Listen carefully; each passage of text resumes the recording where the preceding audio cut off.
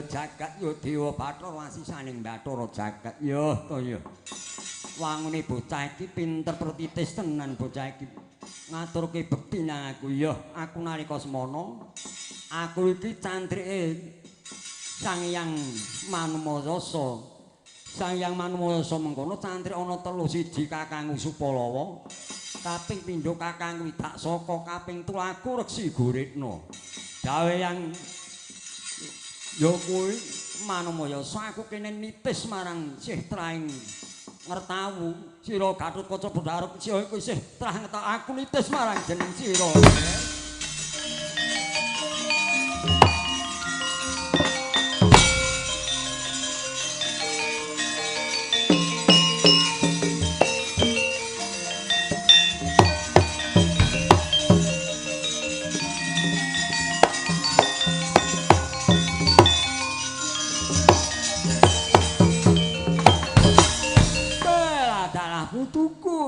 Putuku Gatotkaca kuwi wis kebeneran tenan ya nggih. Reksi Guritna kuwi sak temene kuwi mbiyen cantrike Eyangmu Manumayasa. Dheweke kepengin menitis to nunggal jiwa to sawiji. Kudu golek sing trah ngertawu. Sira iku sak ora ana ya isih trah Saptaarga. Mula ora jeneng kleru merga Reksi Guritna kuwi cara-carane durung bisa munggah swarga yen durung gedhekake lelabana ning Madyapada. Mula nitis marang jeneng sira iku besok dadi senopati Noprang Bratayuda. Ing kono mesti bakal diwangi-wangi marang eyangmu ya kuwi Resi Guritna. Inggih sanget dingin penuh ya. Wis dina iki padha arep wis lulus sapa kang dadi panyuwun. Ayo tak ganti sonaken kersane di guru ya.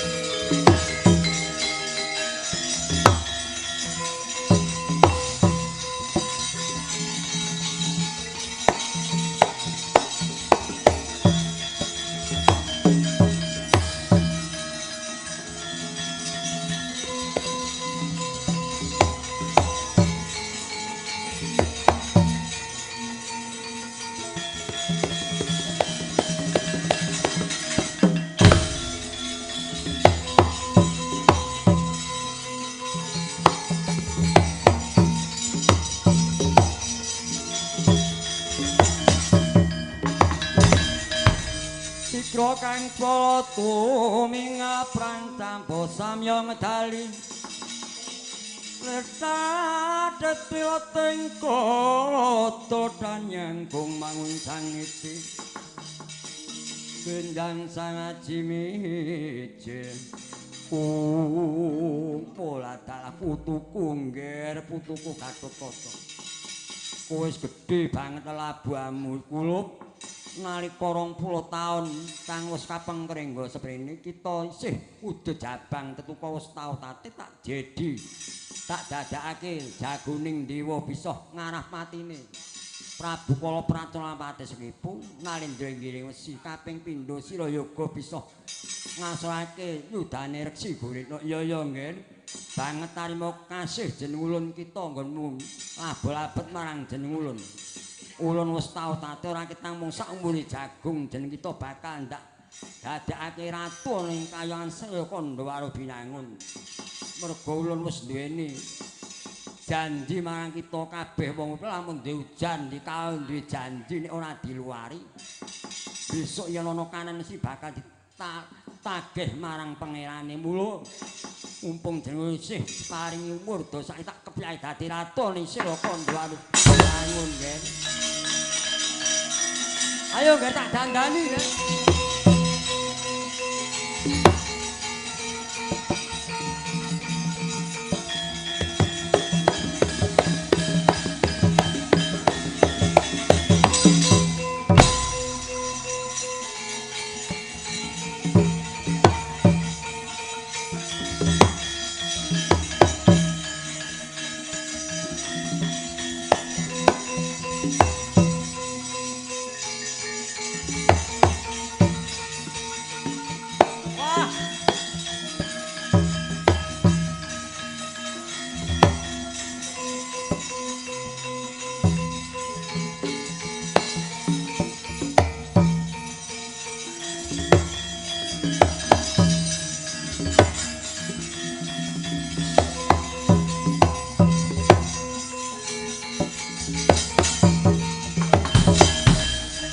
Nyat langening kalangyan agrar panda muncar tinon lir kekuneng